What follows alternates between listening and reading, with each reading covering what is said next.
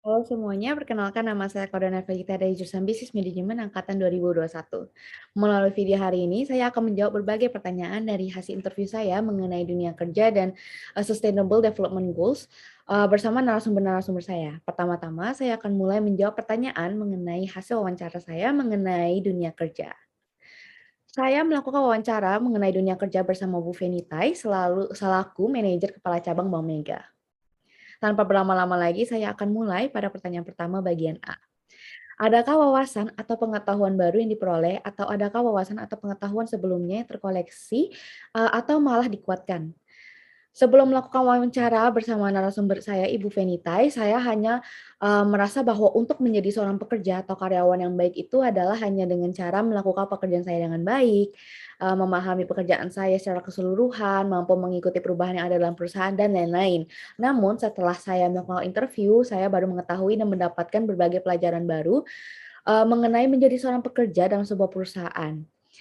Ibu Feni selaku manajer Bank Mega mengatakan bahwa ternyata dalam membimbing anak buah dan meningkatkan efektivitas perusahaan, bukanlah hal yang mudah. Bekerja dengan baik merupakan hal yang harus dimiliki tiap pekerja, akan tetapi ada hal lain yang menjadi pertimbangan untuk menentukan kita ini pantas atau tidak menjadi bagian dari suatu perusahaan. Seperti respek atau saling menghormati, selalu tahu tempat masing-masing dan tidak melewati batas, harus bisa membedakan urusan pribadi dan pekerjaan, harus bersikap jujur dan dapat beradaptasi dan mampu menciptakan positive environment. Menurut Bu Feni, bekerja dalam sebuah perusahaan bukan selalu mengenai bekerja dengan baik, tetapi juga dapat berlaku dengan baik dalam lingkungan sosial atau lingkungan perusahaan itu sendiri. Kita harus merasa nyaman dan interaktif selama bekerja sama dengan orang lain untuk mencapai tujuan bersama.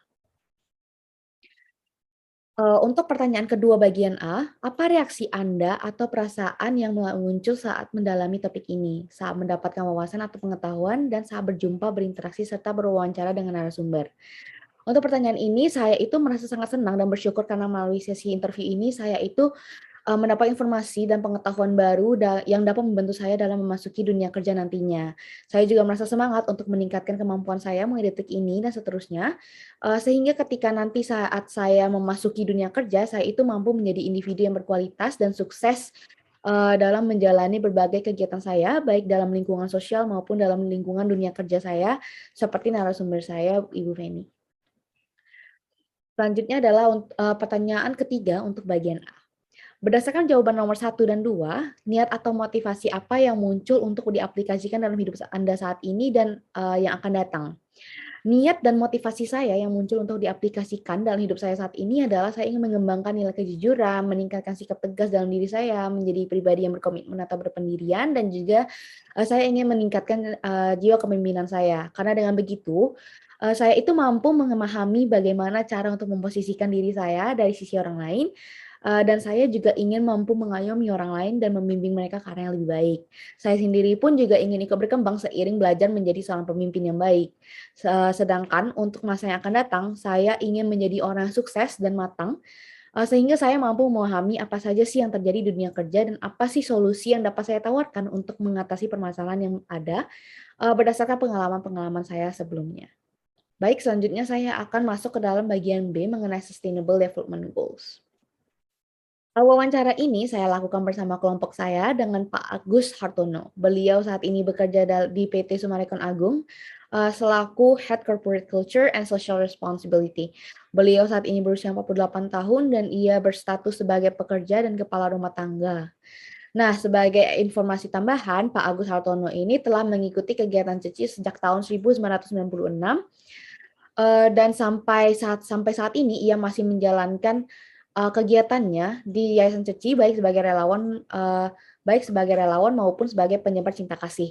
Ia juga sering memberikan pidato dan, kampanye mengenai kegiatan-kegiatan Ceci dan ia juga pernah menjadi guru humaniora, di Ceci Peak School selama kurang lebih 2 tahun dan ia juga merupakan penulis di balik buku Master Chunyan Teladan Cinta Kasih.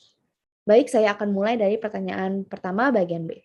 Adakah wawasan atau pengetahuan baru yang diperoleh, atau adakah wawasan atau pengetahuan sebelumnya yang terkoreksi atau malah dikuatkan? Untuk salah satu tujuan Sustainable Development Goals yang saya dalami adalah mengenai no poverty atau tanpa kemiskinan.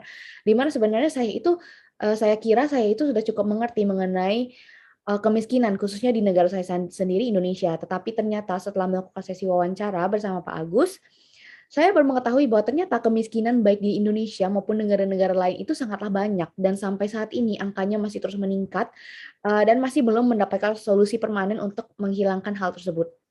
Kemiskinan sendiri ternyata juga membawa berbagai dampak yang dapat merugikan dalam berbagai aspek baik pendidikan, kriminalitas, tingginya angka kematian, kedamaian negara terganggu dan banyak lainnya.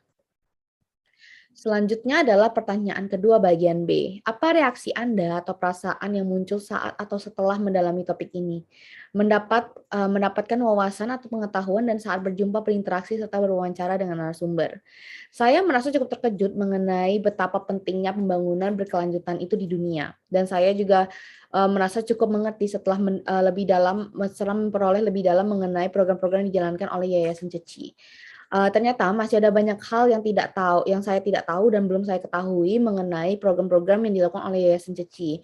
Setelah melakukan sesi wawancara bersama Pak Agus, saya baru mengetahui bahwa ternyata, ada beberapa hal yang ingin diraih oleh Yayasan Buddha Ceci dan, apa saja perubahan yang telah, eee, mereka berikan untuk, kesejahteraan masyarakat, serta apa harapan Yayasan Ceci terhadap generasi muda di seluruh dunia. Saya sendiri pun setelah melakukan wawancara menjadi lebih semangat untuk menyalurkan cinta kasih, dengan membantu sesama yang membutuhkan seperti mengikuti program-program berdonasi, yang dilakukan oleh Yayasan Ceci. Selanjutnya adalah pertanyaan ketiga bagian, B. Berdasarkan jawaban satu dan 2, niat atau motivasi apa yang muncul untuk diaplikasikan dalam hidup Anda saat ini dan yang akan datang? Motivasi dan niat saya untuk hidup, saya saat ini dan masa yang akan datang adalah meningkatkan rasa kerelaan, keikhlasan, keinginan untuk membantu sesama yang membutuhkan dan menyalurkan cinta kasih dalam bentuk apapun, baik material maupun, non material sehingga apa yang saya lakukan ke depannya dapat membantu saya dan orang-orang di sekitar saya. Saya juga ingin membantu proses pembangunan berkelanjutan dengan cara saya sendiri, dan menyebarluaskan berbagai informasi mengenai pentingnya pembangunan berkelanjutan untuk keberlangsungan hidup bermasyarakat di masa yang akan datang. Baik, selanjutnya saya akan masuk ke dalam pertanyaan bagian C. Selain di mata kuliah ini, apakah Anda tertarik untuk melakukan kegiatan pengabdian pada masyarakat di masa depan? Jelaskan secara singkat. Jawaban untuk pertanyaan tersebut adalah tentunya iya.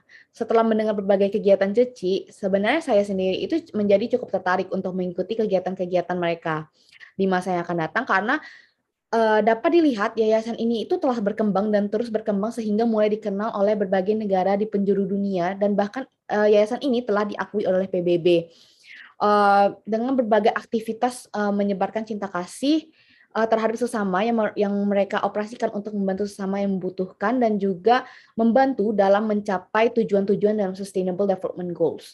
Oleh karena itu menurut saya sebagai salah satu masyarakat yang mampu berkontribusi, saya ingin mencoba untuk mengikuti kegiatan Ceci, membantu sesama dan menyalurkan, cinta kasih.